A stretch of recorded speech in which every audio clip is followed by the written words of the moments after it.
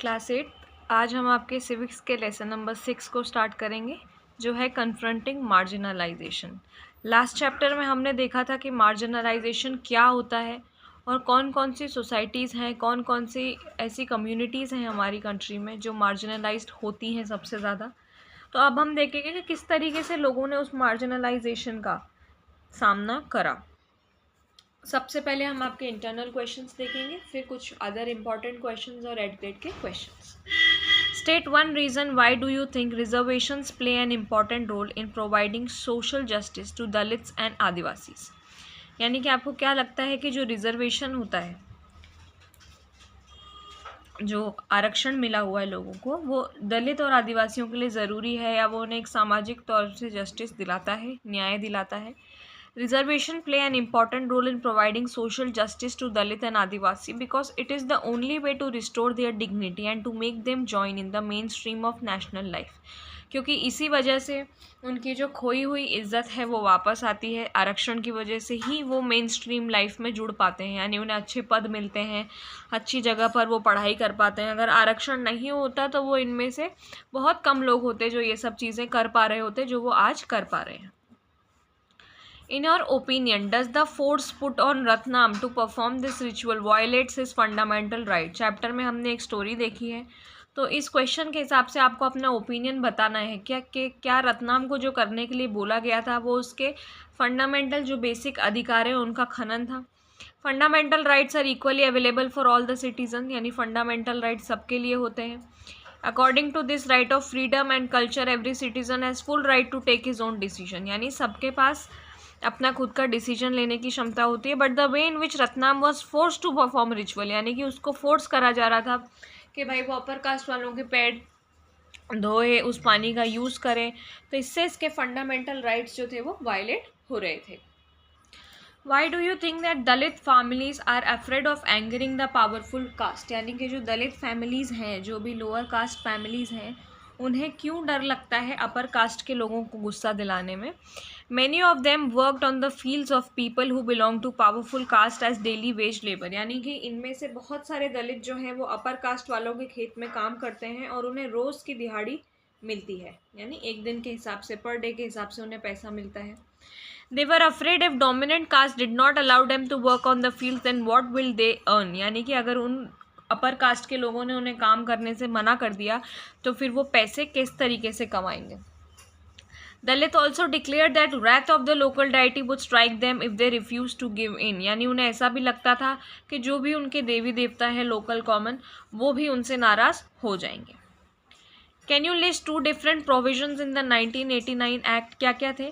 The act sets out to punish anyone who wrongfully occupies or cultivates any land owned by or allotted to a member of scheduled caste or scheduled tribe to get the land allotted to him transferred, यानी कि अगर कोई गलत तरीक़ों से occupy कर लेता है, ले लेता है या फिर कल्टीवेट करता है, यानी खेती करने लग जाता है किसी भी ऐसी ज़मीन पर या तो एससी के किसी मेंबर को दी गई थी या एसटी ट्राइब वालों को यानी आदिवासियों को दी गई थी, तो उसको सज़ा हो सकती है।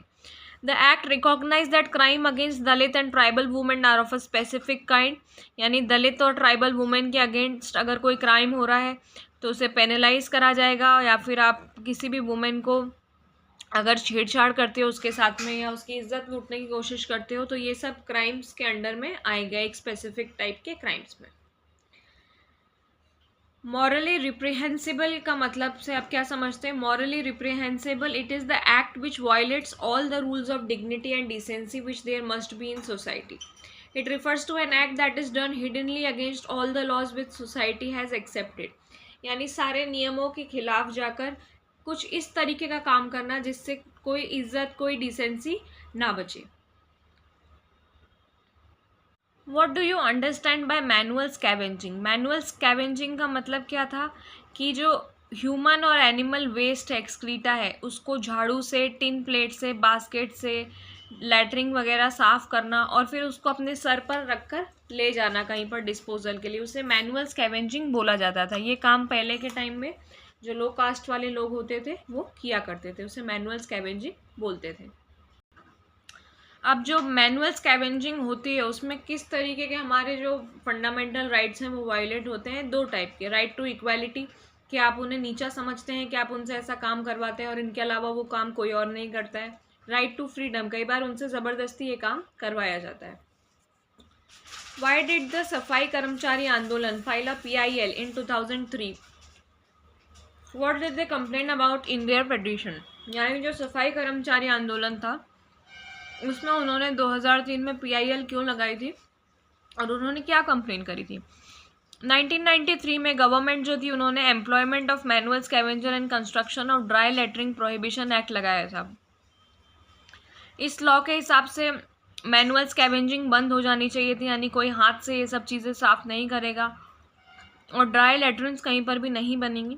2003 में सफाई कर्मचारी आंदोलन और 13 और ऑर्गेनाइजेशन, इन सब ने मिलकर एक PIL लगाई थी कि मैनुअल स्कैवेंजिंग अभी भी है, अभी भी करवाई जाती है, रेलवे वगैरह में भी इनसे करवाया जाता है ये सब। और पिटिशनर ने ये कहा था कि उन्हें उनके फंडामेंटल राइट्स दिए जाएं और ये काम बंद हो। What did the supreme court do on hearing in their case in 2005? जब सुप्रीम कोर्ट 2005 में केस सुना तो उन्होंने सारे डिपार्टमेंट, मिनिस्ट्री, सबसे स्टेट से वेरीफाई करा कि 6 महीने के अंदर अंदर पता चले कि क्या ये काम अभी भी हो रहा है।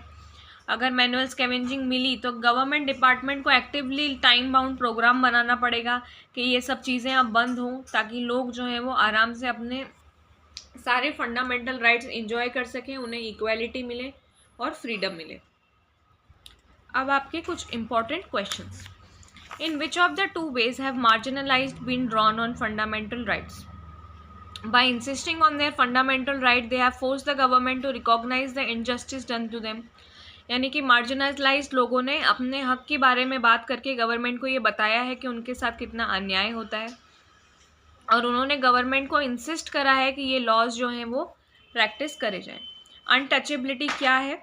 Untouchability is the individual discrimination against certain classes of society, यानी कि कुछ जो लोअर कास्ट के लोग हैं उनके अगेंस्ट जो भेदभाव होता है वो अनटचेबिलिटी है।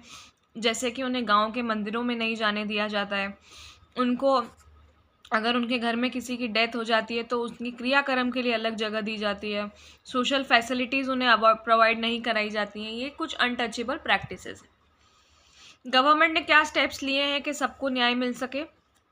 गवर्नमेंट प्रोवाइड फ्री और subsidise hostel for students of Dalit and Adivasi communities so that they can avail of education facilities, यानी गवर्नमेंट की तरफ से इन्हें हॉस्टल फ्री रहते हैं ताकि इनके बच्चे अच्छे से पढ़ सकें।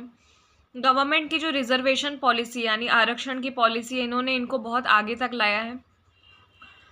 इस पॉलिसी के अंडर जो सीट्स रहती हैं वो रिजर्व्ड हो जाती है इनके लिए, एजुकेशन में भी और गवर्नमेंट एम्प्लॉय के उसमें भी। अब कुछ एड ग्रेड के क्वेश्चंस।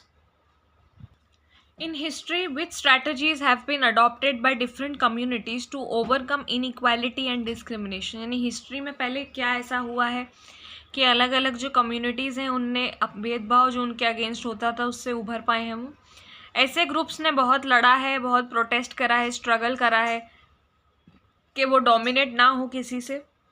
उन्होंने बहुत सारी स्ट्रैटेजीज अपनाई, जैसे रिलीजियस सोलेस, आर्म स्ट्रगल, कई बार लड़ाइयाँ ऐसी हुई जिनमें हथियार यूज़ करे, सेल्फ इम्प्रूवमेंट करा, पढ़ाई लिखाई करी, इकोनॉमिक अपलिफ्ट करा।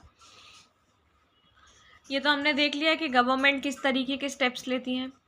Y has been the schedule caste and schedule tribe act 1989 passed? क्यों निकली थी ये निकली थी क्योंकि दलित्स और सबने गवर्नमेंट से डिमांड करी थी कि गवर्नमेंट जो है इनके खिलाफ जो इल ट्रीटमेंट होता है, जो इनकी रोज़ बेइज्जती होती है, उसको सीरियसली लें, क्योंकि रोज़मर्रा की लाइफ में इनको बहुत सारी चीज़ें झेलना पड़ती हैं इनकी कास्ट की वजह से।